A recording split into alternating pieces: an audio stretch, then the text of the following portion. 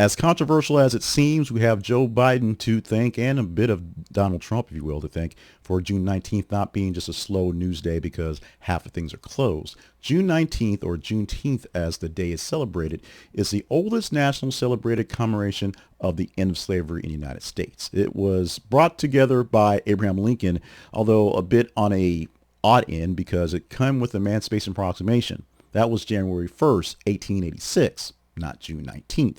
Enslaved people in Texas didn't quite realize what was going on until 2 years later to get the notice of the freedom that the Civil War was actually over and federal enforcement was limited, so nobody got to Galveston to tell them what was up until June 19th, 1886. Union Major General Gordon Granger actually arrived in Galveston to announce to the general population, basically everybody there, whites and blacks alike, that the war was over, and order number 3 was issued, or told to them at least, declaring that all enslaved people in Texas were free. It only took them 2 years to get that order to them.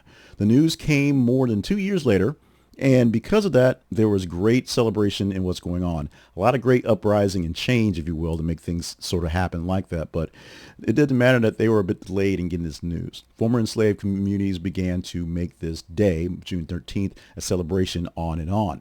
Churches had gatherings, family reunions were planned around this, music and festivals and educational events to basically go through the goings that took to get to this point, the history of slavery in the nation, the history of the Civil War and how it's freed them going forward, and what they would do in time going forward and up to essentially now. Over time, the observance spread outside of Texas, where it was very big, to many other African American communities as basically people moved around, the Great Migration, things on those level.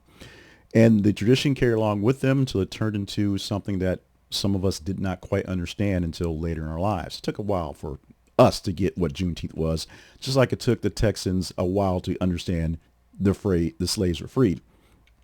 Now, one of the most important figures of this movement is a lady named Opal Lee, who's getting on her 100th birthday this year. She's in Fort Worth, Texas, and she spent decades essentially advocating for this moment. She's called the grandmother of Juneteenth because she wanted to make this thing a national event. She wanted to make this thing a big time deal. She wanted people to understand our history, not just black people's history, but the history of the United States. And there's a lot of pain and a lot of anguish going on back and forth. And as I mentioned, part of our political lineup is the fact that, there's some things that we as Americans on both sides may not have done that have been so great. And we have to sort of understand it because, as we know, history doesn't necessarily repeat itself, but it often comes in a rhyme that's pretty familiar. And so if you don't understand your history, you don't understand where you came from, you don't have a reason to actually get better.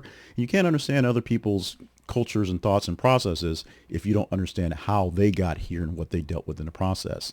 Lee spent decades to get this holiday to where it is and to raise awareness on the idea. She is celebrating 100 years soon and glad to have this here, and this is something that we are get to live with. Now, her efforts, along with the work of countless other community leaders, of course, she didn't do it alone, and supporters, helped this lead to the historic moment happening on June 17th, 2021, when President Joe Biden, that guy, signed legislation making Juneteenth a federal holiday. Despite the fact that Donald Trump, the current president, and the president before them, sandwiching in Joe Biden, says there's too many holidays, too many days that people aren't working, he hasn't fought this one yet. There have been some black history things that have been sort of sketchy, but Juneteenth has not been something he's been very vocal on because he's kind of busy with other things around the time, I guess. But today, the celebration serves as both a celebration and as freedom. Reminder that the promise of liberty is often required to have persistence, sacrifice, and continued work towards something that may not seem all that great. This is a time where you get your big motivational speech. If I had an editor, he'd put in the blaring music with the trumpets and things go on, saying that you too can be a great person. You too have things in common. You too are up for those grand things. And it is true to a point. But Juneteenth was not a given. Many things are not a given, but this is something that took a lot of effort, a lot of push to get through, and the timing was right, and the man in place was right, that being Joe Biden, to make it happen. And undoing some of these things are going to be hard. So to get a bit political, undoing some Donald Trump things are going to be hard to do. So we'll see what happens on those levels. But here's something that is lasting for now, and will probably last a lot longer than people will expect until it becomes something that's really a sort of public zeitgeist, something that's in our head, something we'll understand. It may take a while for it to turn into something that's a natural fit. 9/11 wasn't so much a magical moment where all of us came together and figured it out. Pearl Harbor Day wasn't a magical moment where things all came to figure it out. It was through time and through the teaching of history and what happened that it became something bigger, something that we all remember. Days that live in infamy, working towards maybe making a national holiday out of 9/11. Maybe, maybe not. It's something that, even though it's been 20 years now, still it takes some time for some people to understand, because some people now, young folks, didn't quite get it because they weren't quite there. It's a thing there. It's the same reason why Pearl Harbor Day and trying to remember what happened when the Japanese attacked Pearl Harbor is a big issue for people, because that was over 70 years ago. And since most of the people who are around these days weren't around for that one, it's a history book thing, especially younger people who it's a very three-generational thing you're pushed away from. It's so far away that you have to be taught it. You have to have a kind of extra interest in it, or someone has to push it to you. Well, the same things are happening right now with Black history, if you will, for my children, if you will.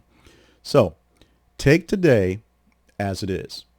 If you get the day off, celebrate the day off. Celebrate having some time off. You do whatever you want to do. We're not saying go barbecue. You don't have a big display. You don't have to get a Juneteenth cake or anything like that. Just, recognize what it is, what it's for. If you don't get the day off, then, recognize what they're talking about, going back and forth with it, and don't get bitter because other people do. The biggest part about this is it happened.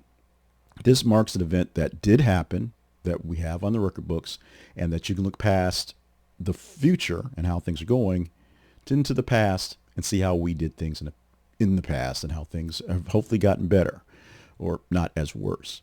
The big deal is we know what happened. We know what came about from this. We know how it came to be, and we should all be striving to do better. That's it. Let's just pledge to do a little bit better tomorrow on the day after the day off.